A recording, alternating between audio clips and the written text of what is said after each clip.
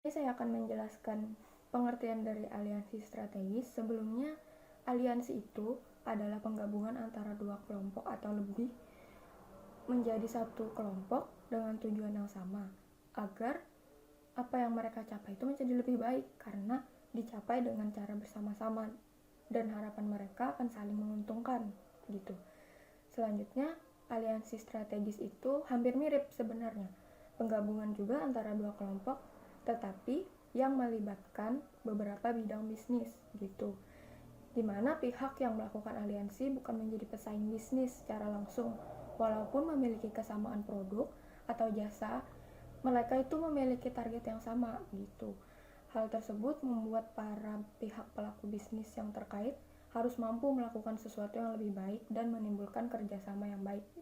Sehingga dengan adanya aliansi ini, maka suatu perusahaan tersebut saling membantu gitu terkait kemampuan yang dimiliki gitu. Dengan hal tersebut dapat dikatakan bahwa aliansi strategis ini tuh penting gitu bagi perusahaan dalam menjalankan suatu bisnis. Sehingga mereka itu dalam aliansi itu disebutnya itu partner dalam bidangnya, itu sama-sama bidang bisnis, mereka itu adalah partner bukan pesaing gitu.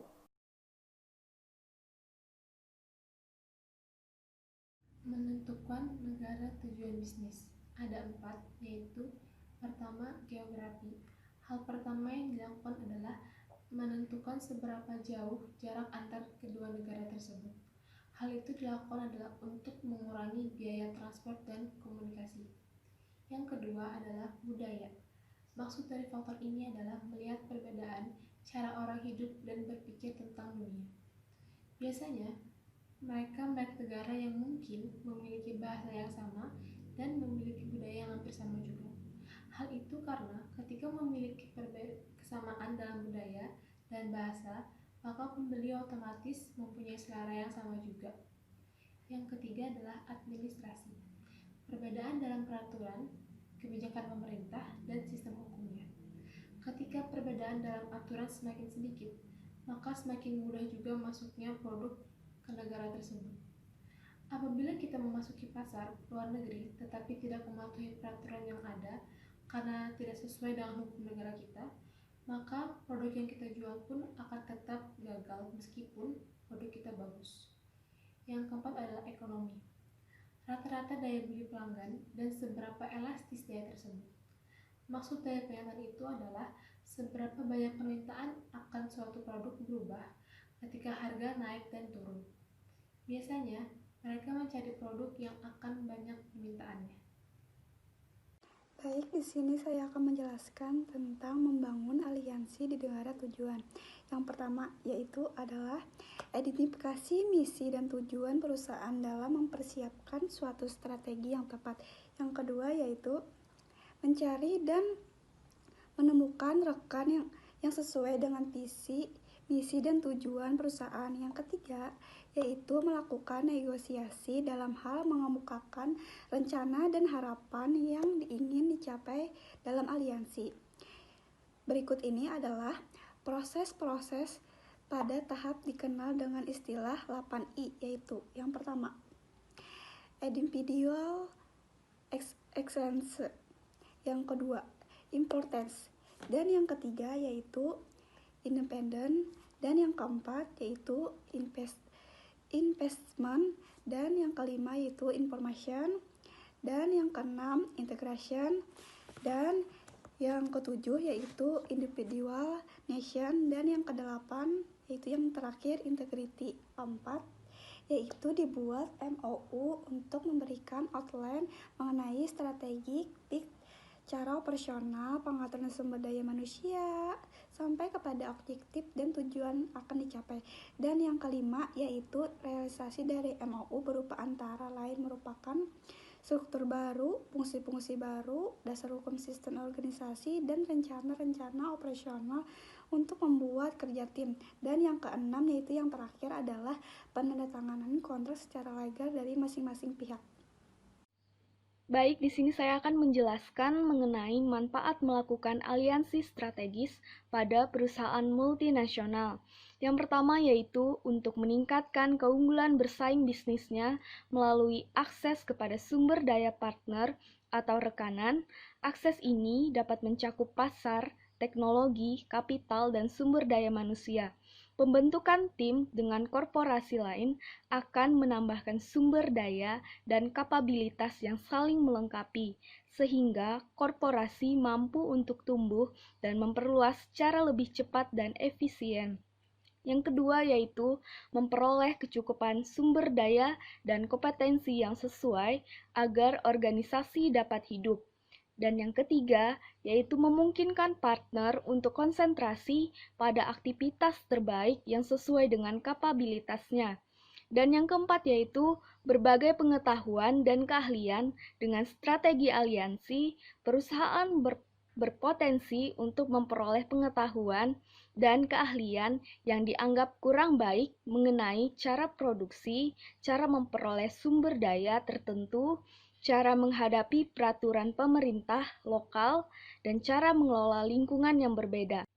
Apa alasan menggunakan aliansi internasional? Yang pertama yaitu perusahaan multinasional memiliki kinerja lebih baik daripada perusahaan yang hanya beroperasi secara domestik saja.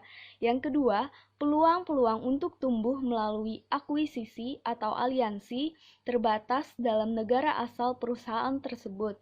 Kemudian, adanya kebijakan pemerintah, dan yang keempat yaitu membantu sebuah perusahaan yang mentransformasi dirinya sendiri dalam kondisi-kondisi lingkungan yang berubah dengan cepat. Contoh perusahaan multinasional. Kentucky Fried Chicken atau KFC adalah suatu merek dagang waralaba dari Yum Brand Inc. yang bermarkas di Louisville, Amerika Serikat.